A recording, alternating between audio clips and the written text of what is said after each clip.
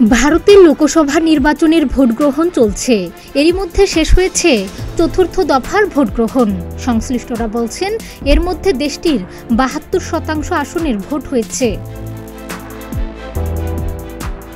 ২০ মে পঞ্চম দফা, ২৫ মে ষষ্ঠ দফা আর ১ জুন সপ্তম দফায় ভোট অনুষ্ঠিত হবে। এবারে লোকসভা নির্বাচন হবে ৬ সপ্তাহের বেশি সময় ধরে।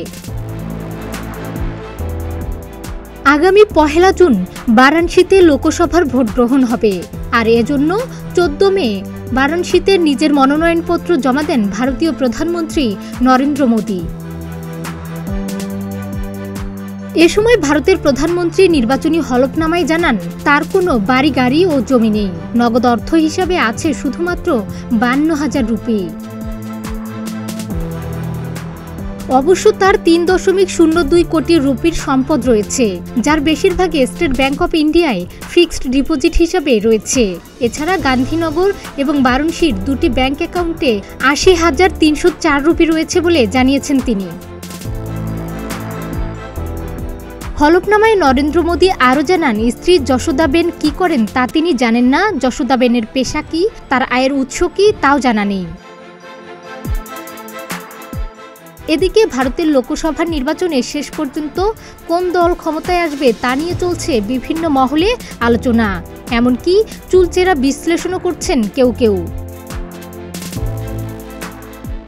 বিশ্লেষকরা বলছেন, ভারতের ৫৪৩টি লোকসভা আসনের মধ্যে সংখ্যাগরিষ্ঠতা অর্জন করতে হলে কোনো দল বা জোটকে অন্তত ২৭২টি আসনে জিততে হবে। তবে গতবারের তুলনায় ৭০টি আসন কমতে পারে বিজেপির, অর্থাৎ গেরুয়া শিবির ২৩৩টি আসন পেতে পারে, আর এনডিএ জোটের দলগুলো পেতে পারে ৩৫ আসন।